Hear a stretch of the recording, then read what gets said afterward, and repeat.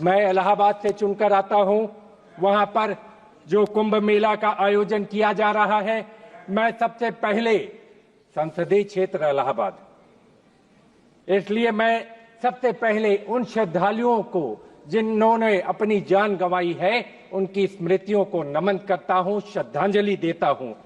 और मैं एक चीज कहना चाहता हूं, जो लोग कुंभ मेला, अर्ध कुंभ और कुंभ को नहीं जानते, कि कुंभ की असली आस्था जो गांव में है, भक्ति के रंग में रंगल गांव देखा, धर्म में कर्म में सनल गांव देखा, अगल में बगल में सगल गांव देखा, अमावस्या नहाए चलल गांव देखा। मौनी अमावस्या का नहान कैलाश गौतम जी ने अपनी कविता के माध्यम से चरितार्थ किया है। लोग मौनी अमावस्या में लाखों करोड़ों लोग आए और उत्तर प्रदेश की सरकार ने कहा था कि 10 करोड़ लोग नहान के लिए आएंगे। अगर कोई सामान्य आदमी भी अपने घर में व्यवस्था करता है, किसी को न्योता देता है, बुलाता है, तो उसके खाने पीने रहने खाने की व्यवस्था करता है। लेकिन उत्तर प्रदेश की सरकार ने उन श्रद्धालुओं को, जो आम श्रद्धालु आए थे, उनकी व्यवस्था नहीं की।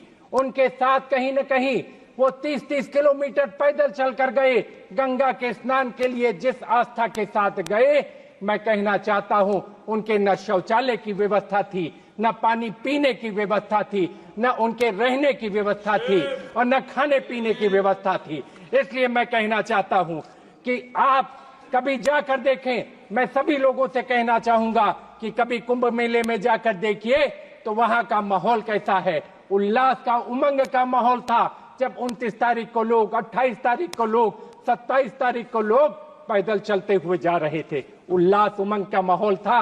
और जो हमारे तंबू और कनात लगाए गए, तंबू कनात नहीं थे। कविता के माध्यम से कहना चाहता हूं, अजर हो गया है, अमर हो गया है, शहर तंबुओं का शहर हो गया है। महाकुंभ की आस्थाओं में डूबा ये लाखों करोड़ों का घर हो गया है। इस तरीके हमारा महाकुंभ का नगर बसा। उस नगर में सरकार ने जिस तरीके की व्यवस्था की, उसमें कहीं क्राउड मैनेजमेंट नहीं था। कहने को कहा गया 144 साल बाद संजोग बना जब अमृत पान करने के लिए लोगों को आपने बुलाया। आज तक बुलाया नहीं जाता था, पहली बार उत्तर प्रदेश की सरकार ने बुलाया, और बुलाने के बाद व्यवस्था राम भरोसे छोड़ दी और 3 जगह भगदड़ हुई। मैं कहना चाहता हूं, आज तक उत्तर प्रदेश की सरकार ये बतलाने को तैयार नहीं कितनी भगदड़ कितनी जगह पर हुई, कितने लोग मारे गए। आज तक उन लोगों का नाम हम लोगों को बताया नहीं जा रहा। कितने लोग बिछुड़ गए अपने लोगों से, उनका नाम बताया नहीं जा रहा। कितनी गाड़ियां लावारिस खड़ी हैं। मैं कहना चाहता हूं, इसका मुख्य कारण क्या था? इस घटना का मुख्य कारण पॉन्टून के 30 ब्रिज बने हुए थे। पॉन्टून के 30 ब्रिज बने हुए थे और आज 27 तारीख से 30 के 30 ब्रिज, 15 आने के और 15 जाने के सारे ब्रिज को बंद कर दिया गया। एक ही मार्ग से आना था, एक ही मार्ग से जाना था। इस कारण ये व्यवस्था खराब हुई। मैं कहना चाहता हूं, जब आदमी इतनी दूर से चलकर आएगा 20-20, 30-30 किलोमीटर, तो वो उसी रेती में जाकर सो गया। एक तरफ सोते हुए लोग और एक तरफ चलता हुआ जन सैलाब। कहीं न कहीं जिला प्रशासन, कहीं न कहीं मेला प्रशासन, कहीं न कहीं पुलिस प्रशासन फेल हो गया। उत्तर प्रदेश की सरकार के दावे खोखले साबित हुए और आदमी इतनी बड़ी दुर्घटना घटित हो गई। मैं कहना चाहता हूं, ये वीआईपी मेला नहीं था, ये आम श्रद्धालुओं का मेला है, ये आम श्रद्धालुओं का महाकुंभ है। लेकिन जिस तरह वीआईपी गाड़ियों की हूटन लगी गाड़ियां, सायरन बजाती हुई गाड़ियां, संतों की वाणी उसमें खो गई। कहीं न कहीं संतों की आवाज को दब गई और हूटर और सायरन में लोग दौड़ते चले गए। इस दुर्घटना का अगर प्रमुख कारणों की जांच होगी तो एक बहुत बड़ा कारण है जिस तरह से वीआईपी लोगों की दौड़ लगी थी। वीआईपी लोगों को चिंता थी अपनी फोटो खिंचवाने की, फोटो अपॉर्चुनिटी लेने की। सरकार को चिंता थी इवेंट मैनेजमेंट कराने की, अपनी ब्रांडिंग करने की, लेकिन ये वो जगह नहीं थी। माननीय अधिष्ठाता महोदया, मैं कहना चाहता हूं, ये वो जगह नहीं थी। यहाँ आस्था का समुद्र था। लोग उस आस्था और विश्वास के साथ कि अब अमृत वर्षा होगी, उस अमृत का पान करेंगे, लेकिन लाखों लोग, हजारों लोग मर गए।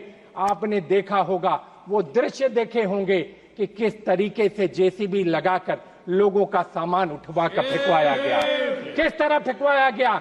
लाशों, आज भी कूड़े के ढेर में लाशें मिल रही हैं, लोग उठाने को तैयार नहीं है, लेकिन जबरदस्ती पुलिस वाले मार मार कर जो है लाशें उठवा रहे हैं। मैं कहना चाहता हूं, इसकी गहनता से जांच हो, इसकी गहराइयों से जांच हो, और दूध का दूध पानी का पानी हो, और जो लोग जिम्मेदार हैं उनके खिलाफ कठोर से कठोर कार्रवाई हो। मैं आपसे कहना चाहता हूं, मैंने प्रेस और टेलीफोन के माध्यम से इसको पहले सचेत किया था कि मकर संक्रांति के बाद मौनी अमावस्या 4 गुना ज्यादा लोग आएंगे। 4 गुना ज्यादा लोग आए, लेकिन सरकार ने मेरी बात को अनदेखा कर दिया, हमारी बात को अनसुना कर दिया, और कहीं न कहीं वीआईपी के पीछे मेला प्रशासन, जिला प्रशासन, पुलिस प्रशासन भागता गया। वीआईपी लोगों ने उनको काम नहीं करने दिया, रोज के रोज फोटो खिंचवाने की होड़ लगी रही। मैं कहना चाहता हूं, इस मेले में भ्रष्टाचार भी हुआ, साल की लकड़ी का 300 करोड़ का घोटाला हुआ। पहले सरकार से सरकार को जाता था, अब चुने हुए कुछ चिन्हित ठेकेदारों को यह काम दिया गया, खराब लकड़ियां दी गई, और अंत में पुल बनकर तैयार हुआ, जिसकी वजह से ये बड़ी दुर्घटना होते होते आपके सामने है। आज भी आंकड़े छुपाए जा रहे हैं, जो लोग मरे हैं उनके नाम नहीं बताए जा रहे हैं। इसलिए मैं आप लोगों से कहना चाहता हूं, इसलिए मैं आपसे कहना चाहता हूं, जेपीसी की मांग करता हूं कि संसदीय समिति के सभी सांसद जाएं और जाकर देखें कि ये दुर्व्यवस्था क्या है, अव्यवस्था क्या है। एक कविता के माध्यम से कहना चाहता हूं, झूठ के सैलाब में सच के किनारे बह गए, चांद की झूठी तरफदारी में तारे रह गए, पूछिए मत कौन दोषी है गिरावट का, यहाँ मुल्क के मजबूत पाए सबसे पहले ढह गए। ये हालात है प्रयागराज के।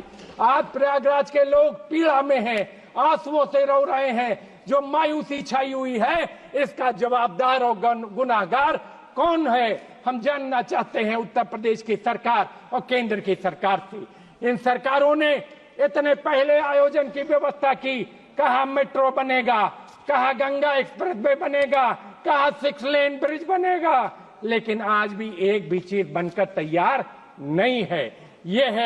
ये है केंद्र सरकार की, उत्तर प्रदेश सरकार की विफलता।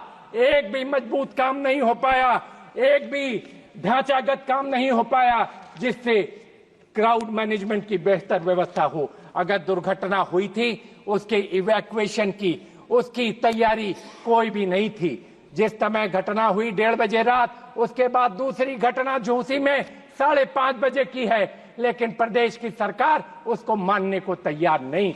मैं कहना चाहता हूं, इसकी जांच जेपीसी के द्वारा नहीं होगी तो कहीं न कहीं दूध का दूध पानी का पानी नहीं होगा। और लोग कहते हैं कि जो लोग मरे उनको मोक्ष प्राप्त हो गया। इससे बड़ा हास्यास्पद बात क्या हो सकती है। गरीब की मौत का मजाक अगर उड़ाया जा रहा है तो इस सरकार के द्वारा उड़ाया जा रहा है। वो मोक्ष को नहीं, कोई सरकारी व्यक्ति मोक्ष को प्राप्त नहीं हुआ, कोई बड़ा व्यक्ति मोक्ष को प्राप्त नहीं हुआ।